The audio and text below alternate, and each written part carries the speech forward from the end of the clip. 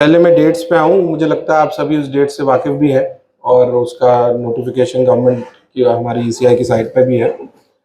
मैं बताना हमारी जो इलेक्टोरल रोल जो है उसमें हमने उसको प्यूरिफिकेशन के लिए बहुत काम किया और जो हमारा 23/1 को जो हमारा अंतिम प्रकाशन हुआ था उसमें हमारे कुल मतदाता जो अभी हमारे वोट करने के लिए एलिजिबल हैं वो हैं 6,75,918, जिसमें पुरुष हैं 6,63,358 और महिलाएं हैं 3,12,540।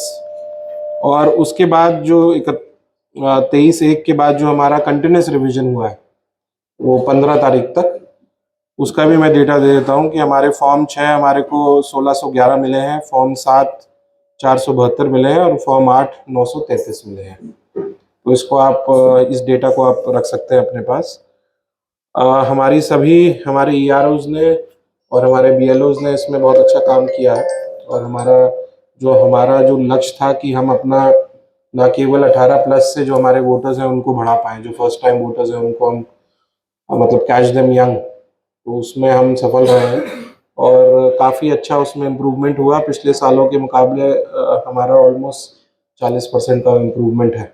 जो पिछला एसएसआर जो 2023 था उसके मुकाबले करीबन हमने 40% ज़्यादा 18 से 19 साल के बच्चों को हम कैप्चर कर पाए हैं, उनको इलेक्टोरल रोल में लेके आ पाए हैं। महिलाओं का भी अगर आप देखेंगे तो हमारा जो प्रतिशत महिलाओं का बढ़ा है, पुरुष के अनुपात महिलाओं का ज़्यादा बढ़ा है। अगर पुरुष का जो परसेंटेज बढ़ा उससे ज़्यादा परसेंटेज महिलाओं का बढ़ा। तो ये 2 चीज़ें थी जिसमें ज़िले में हमारा टारगेट था और मुझे लगता है हम उसमें कामयाब रहे, उसमें बहुत अच्छा काम हुआ है। निर्वाचन आयोग असेसिबिलिटी पे बहुत जोर है और उसी के क्रम में मैं बताना चाहूँगा कि इस बार आयोग ने 85 साल से ऊपर के जो भी वृद्ध हैं उनको सुविधा दी है कि आप पोस्टल बैलेट के माध्यम से आप वोट कर सकते हैं। अब वो उनके ऊपर है, वो बूथ पे भी आ सकते हैं और बूथ पे नहीं आना चाहें तो उनके लिए हम पोस्टल बैलेट की सुविधा दे पाएंगे। उसी तरह हमारे जो दिव्यांग हैं उसकी कैटेगरीज डिफाइंड है, कौन दिव्यांग को हम पोस्टल बैलेट का बेनिफिट दे सकते हैं। तो मेरा आप सभी से, आप मीडिया बंधु से मेरा ये निवेदन है कि इसके बारे में आप प्रचार प्रसार आप ज़्यादा करें और हमारी इंटेंशन है कि हम सभी दिव्यांगों को हम सक्सेसफुली मतदान केंद्र पे पहुंचा पाएँ अगर वो असेसिबिलिटी चाहते हैं, और नहीं तो उनके अगर वो उस पात्रता में आते हैं तो उनको हम पोस्टल बैलेट का भी बेनिफिट दें। हमारी जो मूलभूत सुविधाएं हैं जिनको हम ईएमएफ बोलते हैं, जिसमें मध्य स्थल में फर्नीचर, हेल्प डेस्क, विद्युत, रैंप, साइनेज, शौचालय, पेयजल है, तो ज़िले में हमारे कायाकल्प में बहुत अच्छा काम हुआ है। आप देखेंगे ऑलमोस्ट सभी स्कूलों में हमारे जो भी पैरामीटर्स 19 पैरामीटर्स थे वो सभी संतृप्त हो गए हैं, तो उससे हमें बहुत फ़ायदा मिला और जो भी हमारी मूलभूत न्यूनतम सुविधाएं हैं वो हमारी पूरी हैं, हमने इन सबको पूरा कर लिया है। और मैं और एसपी साहब लगातार इसका भ्रमण भी कर रहे हैं। 2 दिन पहले हमारे कमिश्नर साहब भी आए थे, हमने करीबन 20 बूथ स्वयं देखे उनके साथ और सब में ही वो भी सेटिस्फाइड थे, किसी में कोई ऐसी असुविधा नहीं थी। फिर भी अगर कोई आपका इनपुट होगा तो हम उसको वी विल कंसिडर इट। जो हमारी इन्फोर्समेंट की कार्रवाई है उसके लिए हमने सारी टीमें गठित कर दी हैं और उसका हम डेटा आपको दे देंगे।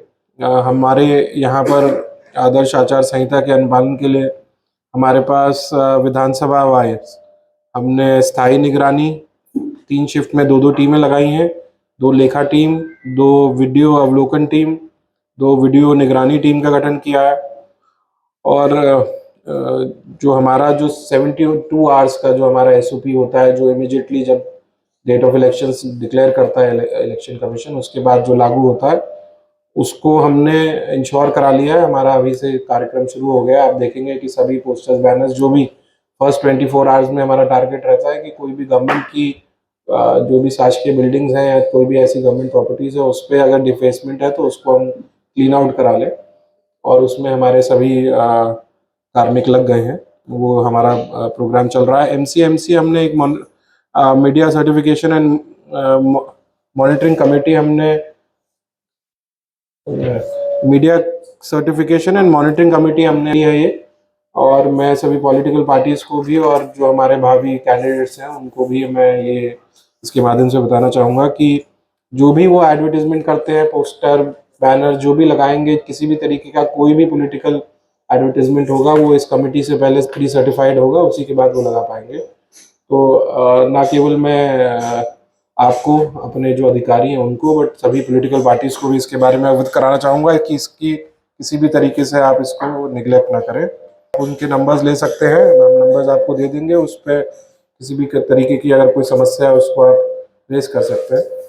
इस बार इलेक्शन कमीशन ने बहुत जोर दिया है कि आप जो हमारे ऑनलाइन माध्यम है उसके थ्रू हम ज़्यादा से ज़्यादा सर्विसेज प्रोवाइड कर पाएँ। तो आप देखेंगे कि हमारा वोटर्स हेल्पलाइन है, जिस पे आप जाकर कोई भी अगर जाके चेक करना चाहता है कि उसका बूथ नंबर क्या है, उसका नंबर्स कहाँ पर वो इलेक्टर है, तो उसको वो जाके देख सकता है। उसी तरह आप जानना चाहते हैं कि आपके कैंडिडेट के बारे में, तो नो योर कैंडिडेट करके एक ऐप है, उसके बारे में आप जान सकते हैं। बहुत इंपॉर्टेंट एक ऐप है, सी विजिल ऐप है, जिसमें कोई भी मतलब आपको ये सुविधा होगी कि अगर आप कोई भी एमसीसी का वायलेशन या कोई स्टैट्यूटरी किसी एक्ट का वायलेशन देखता है तो उसको रिकॉर्ड करके सी विजिल ऐप पे वो डाल सकता है। उसमें हमारी जो टीम्स होंगी, एफएसटीज होंगी, वो इमीडिएटली उस पर रिस्पॉन्ड करके उनको टाइम बाउंड तरीके में उसका निस्तारण करेंगी। इसी तरीके से और भी बहुत सारी वो हैं ईसीआई के हमारे। मैं इंकरेज करूंगा कि सभी लोग ईसीआई की साइट पे जाके इसको एक्सेस कर सकते हैं। सभी हमारे जो सिटीजन्स हैं, जो जनपद महोबा के सिटीजन्स हैं, उनसे मैं निवेदन भी करूंगा कि इन सभी ऐप्स का आप ज़्यादा से ज़्यादा यूटिलाइजेशन करें। और इसके अलावा मैंने काफ़ी चीज़ें कवर कर ली हैं जिसके बारे में मैं कहना चाह रहा था। और लास्ट में मैं बस जो इलेक्शन कमीशन ने जो डेट फाइनलाइज की है उसके बारे में, हमारा जो हमीरपुर 47 का है उसके बारे में आपको मैं बता देता हूँ कि हमारा 5वां चरण है और इसमें नोटिफिकेशन हमारा 26/4/24 को होगा। Last date of notch 24। Scrutiny of nomination है 4/5 को। लास्ट डेट ऑफ विड्रॉल है 6/5 को। डेट ऑफ पोल है 20 मार्च को। तो हमारा यहाँ पर पोलिंग 20 मई को होगा और काउंटिंग सभी के लिए है 4/6 को। और date before which election shall be completed is 6/6। इसके अलावा मैं अपनी पॉलिटिकल पार्टीज से बस उनसे भी हम एक प्रेस कॉन्फ्रेंस के बाद हम उनसे भी एक बात करेंगे 1-2 दिन में। बट मेरा बस उनसे निवेदन होगा कि आप जो डेकोरम है उसको मेंटेन करें, इंश्योर करें कि किसी तरीके के पर्सनल अटैक्स ना हो।